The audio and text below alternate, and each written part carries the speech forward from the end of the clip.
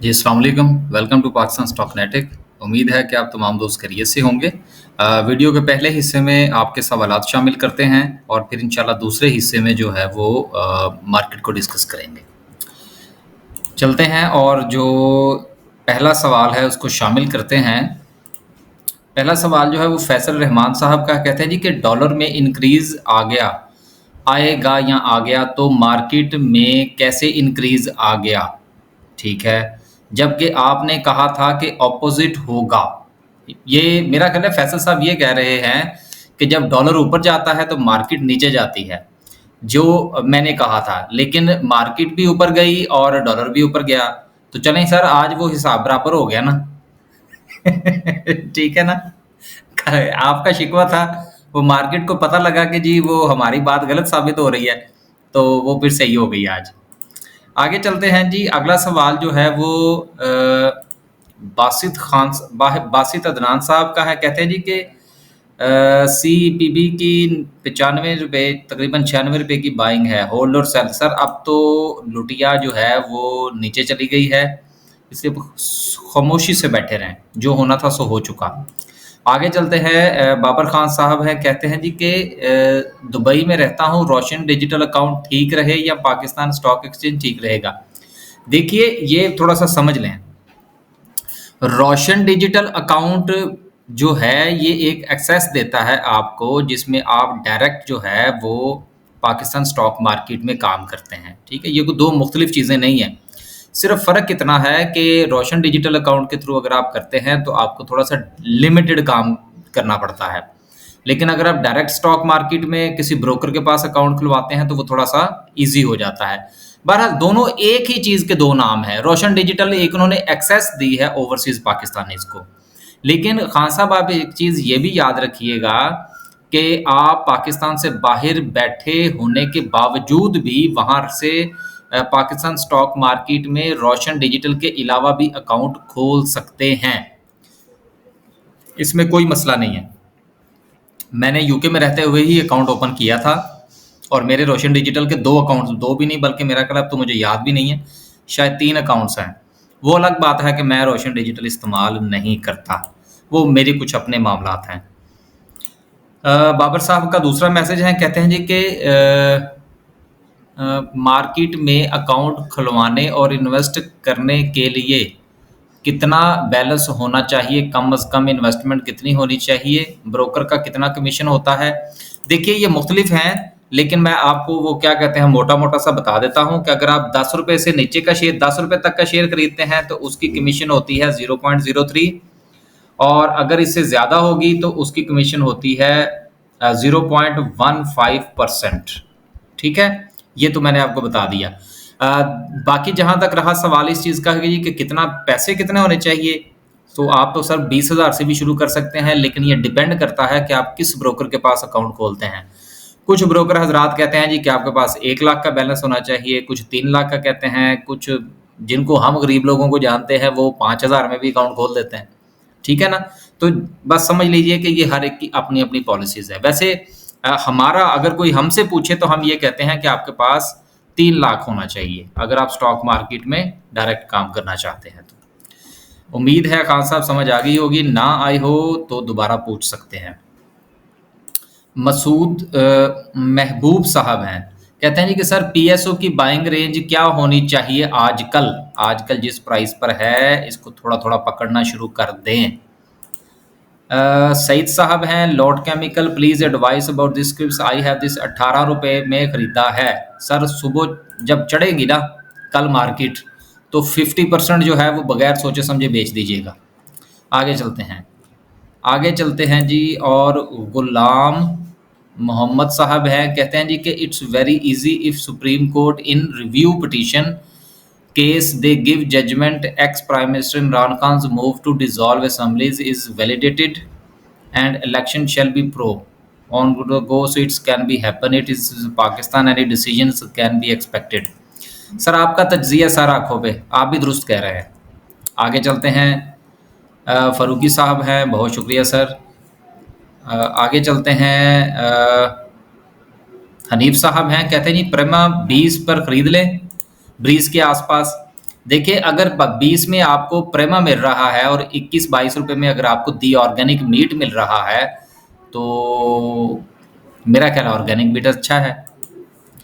फारूकी साहब हैं, वासफी भाई इस वक्त बुरे बुरे बड़े बड़े बादशाह फकीर बने नजर आते हैं, लेकिन जो इन दिनों पीएसएक्स में इन्वेस्ट करेगा वो आने वाले दिनों में ज़रूर बादशाह होगा। It's a time to invest. बिल्कुल फारूकी साहब, आपकी बात से मैं कम से कम पूरा जो वो क्या कहते हैं जी 100% जो है वो आपकी बात के साथ होंगे। आप सही फरमा रहे हैं।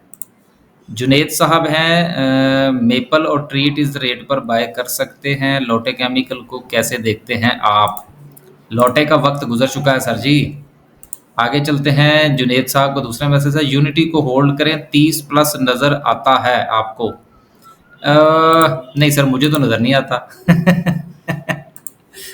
आगे जुनेद साहब का तीसरा मैसेज है, सर जी ये बुक वैल्यू क्या चीज़ होती है? अब ये देखें, आपने जितने भी सवाल पूछे हैं सबसे अच्छा सवाल सिर्फ और सिर्फ यही है कि जी बुक वैल्यू क्या होती है। देखिए, बिल बुक वैल्यू को आप यूं समझ लीजिए कि किसी चीज़ के असासा जात कि मिसाल के तौर पर आप जो है आप एक दुकान बनाते हैं। अब दुकान जब आपने ली, उसमें सारा सामान डाला, उसमें फर्नीचर लिया, उसकी एयर कंडीशन लगवाया, उसमें रैक्स बनवाए, अब आपने सारा काम उसमें किया, तो दुकान जो है वो आपको फ़र्ज़ कीजिए पड़ी 15 लाख रुपए की। लेकिन उसके बाद जब उसकी सेल शुरू हुई, तो सेल जो है वो फ़र्ज़ कीजिए कि होती है दिन की 2000 रुपया। तो जो बंदा खरीदने के लिए आएगा, आप उससे कहेंगे कि सर जी मेरी सेल कम है, 2000 रुपया है या 3000 रुपया का है, लेकिन मैं अपनी दुकान बेचना चाहता हूँ। लेकिन सर मेरी दुकान की जो इस वक्त एक्चुअल कीमत है वो 15 लाख रुपए है, क्योंकि मैंने इसके ऊपर 15 लाख रुपए लगा रखे हैं। चलते हैं जी। अगला सवाल जो है वो आसिफ खान साहब का है। कहते हैं सर मीज़ान बैंक में परचेज़ करनी चाहिए इस वक्त? मेरा ख्याल अभी वक्त है, थोड़ा ठहर जाएं। आगे चलते हैं जी। रेनबो के नाम से अस्सलाम वालेकुम। मैं भी कहना चाहता हूं कि जिस किसी भी भाई को आपकी एक्सपर्टीज़ से इख्तलाफ है और आपकी वीडियो बनाने पे एतराज़ है, तो वो बेशक वीडियो ना देखें। ठीक है जी। आगे चलते हैं। आगे चलते हैं जी। और रोड टू पाकिस्तान का है। कहते हैं जी गुड, आपका भी गुड जी। मुदस्सर साहब हैं, हब को किस प्राइस पर लेना चाहिए? जिस प्राइस पर है इसको थोड़ा थोड़ा पकड़ना शुरू करें, 10-10%। नौशाद साहब हैं, सर कोसम में इन्वेस्टमेंट बनती है? सर बनती तो है, लेकिन मैं इससे ज़रा इज्तनाब भी करता हूँ। आगे कर चलते हैं जी। सुल्तान साहब हैं, अस्सलाम वालेकुम, PIBTL का फ्यूचर बता दें। सर PIBTL एक स्लो शेयर है, लिहाजा मेरा ये ख्याल है कि आप कोई और कुछ और देख लें। आगे चलते हैं जी। इफ्तिखार अहमद साहब हैं, ना हो लेकिन सिंसियरिटी में आप चलें, मेहरबानी है जी सर आपकी। आगे चलते हैं जी। और फ़ारूकी साहब का फिर से मैसेज है, शुक्रिया जी। सुल्तान साहब कहते हैं जी कि अस्सलाम वालेकुम, प्लीज़ PIBTL के बारे में बता दें। ये मैंने अभी बात की है सर, ये आपके लिए भी है।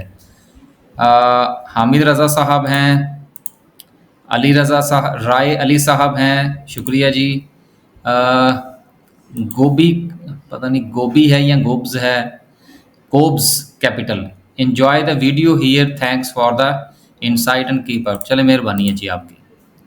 आगे चलते हैं जी। फ्री फ्लोट के नाम से है sir, should not buy sell in DGKC Pioneer because they are at support. Should not, देखें जो मैं आपकी बात समझा हूं, आप ये कहना चाह रहे हैं कि DGKC और पायोनियर जो है ये सपोर्ट पर है, इनको क्यों ना बाय किया जाए। मैं तो यही समझा हूं जो आपकी बात है। मेरा ख्याल अभी ठहर जाए। अगला दूसरा मैसेज जो है वो भी इन्हीं का ही है। कहते हैं जी कि thanks these having high price of lease. देखिए कोशिश ये किया करें कि अगर आपने एक ही सवाल लिखना है तो उसको एक ही कमेंट में लिखें, चाहे थोड़ा सा सवाल लंबा हो जाए, डजंट मैटर, लेकिन उससे आपकी बात को समझने में ज़रा आसानी होगी। अगर आप 2 या 3 कमेंट्स के अंदर सवाल लिखेंगे तो शायद वो अच्छे तरीके से मैं ना समझ पाऊँ। आगे चलते हैं जी। नासिर साहब हैं, thanks for good information. City pharma की बाइंग 48 रुपए की है, एडवाइस करें क्या किया जाए? सर ये वक्त है और खरीदने का। आगे चलते हैं, रेहाना साहिबा हैं, सर आप अपनी ट्रेडिंग स्ट्रेटजी भी बताएं। मैं तो रोज आपसे डिस्कस करता रहता हूं जी कि मेरी ट्रेडिंग स्ट्रेटजी क्या है। आए दिन जो है वो इसी पर ही तो बात होती रहती है।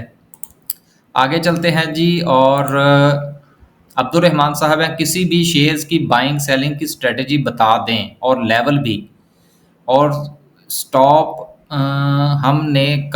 स्टॉप लॉस हमने कब लगाना है?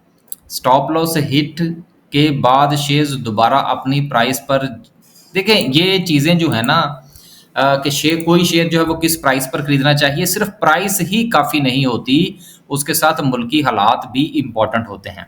मसलन मैं एक छोटी सी मिसाल आपको देता हूं कि इस वक्त कैप्को आपको जिस प्राइस पर मिल रहा है, देखें मैं अक्सर एक बात कहा करता हूं कि चीज़ें जो हैं उनकी कीमत नहीं होती, वक्त की कीमत होती है।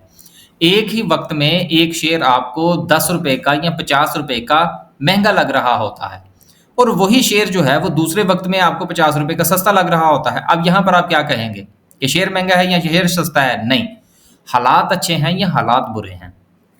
एनालिसिस जो होता है स्टॉक मार्केट का, वो सिर्फ और सिर्फ शेयर्स की प्राइसेस की बुनियाद पर नहीं होता, वो मुल्क की इकोनॉमिकल सिचुएशन की बुनियाद पर होता है। जिस सेक्टर में आप काम करना चाह रहे हैं उस सेक्टर की परफॉर्मेंस के हवाले से होता है, उस सेक्टर के की सेल्स परचेज कैसी चल रही है, उसके डिविडेंड वगैरह के क्या पोजीशन है, ईपीएस कहाँ जा रही है, क्या आने वाले वक्त में ये जिस इंडस्ट्री के आप शेयर्स खरीदना चाह रहे हैं वो इंडस्ट्री ग्रो करेगी नहीं करेगी। सर ये सारी बातें जब कहीं जाके इकट्ठी होती हैं तो फिर एनालिसिस होता है चीज़ों का। ऐसा थोड़ी होता है कि जी एक शेयर जो है वो 8 रुपए पे आ गया तो आप खरीद लें। क्यों खरीद लें भाई? हो सकता है वो 8 रुपए पे भी महंगा हो, ठीक है ना। आगे चलते हैं, जिस तरह पिछले दिनों मिचेस फ्रूट फार्म था, वो मेरे ख्याल 100 से भी नीचे आ गया था, तो मैंने कहा हो सकता है 50 पे आ जाए, फिर देखेंगे इसके बारे में। अब एक वक्त में वो शेयर 500 रुपए का भी जो है था वो सस्ता था, और एक वक्त में वही शेयर जो है वो आपको 90 रुपए का भी महंगा लग रहा है। So this is the point. आगे चलते हैं जी, उस्मान साहब हैं, कहते हैं जी कि एफएफएल की बाइंग 8 रुपये 75 पैसे की है, 50,000 शेयर्स हैं, सर सुकून करें और सो जाएं, और अगर नहीं सो सकते तो इसको किसी और शेयर्स में कन्वर्ट कर लें। आगे आगे है जी, शुमाइल जफ़र साहब हैं शायद, जो मैं समझा हूँ, kindly shares your view on Shell share prices. Sir बड़ा शेयर है, डिपेंड करता है आपके पास पैसे कितने हैं। आसिफ हमीद साहब है, मेहरबानी जी। तारिक जोया साहब हैं, सियासी हालात बहुत ख़राब नज़र आ रहे हैं। सर सियासी हालात कभी दुरुस्त हुए ही नहीं पाकिस्तान के। आगे चलते हैं जी, आखिरी सवाल जो है वो अब्दुल वहाब साहब का है, कहते हैं जी कि यूनिटी बनीज फूड सेक्टर 35+ हो रहा है, सुना है नेक्स्ट मंथ। सर आपने सुना होगा, मैंने नहीं सुना, तो मेरे शायद सुनने में कोई जो है वो क्या कहते हैं, कोई कमी वाक़या हुई हो, तो बहरहाल हमारी ऐसी कोई राय नहीं है। बस जी आज के लिए सिर्फ इतना ही, और उसके बाद जो है वो ये है कि ये हमारा व्हाट्सएप नंबर है, इस व्हाट्सएप के ऊपर आप व्हाट्सएप फरमाइए, और जो लोग जो है वो हमारी नई सर्विस का हिस्सा बनना चाहते हैं वो टेक्स्ट फरमाकर अपना नाम दर्ज करवाइए। अल्लाह हाफिज़।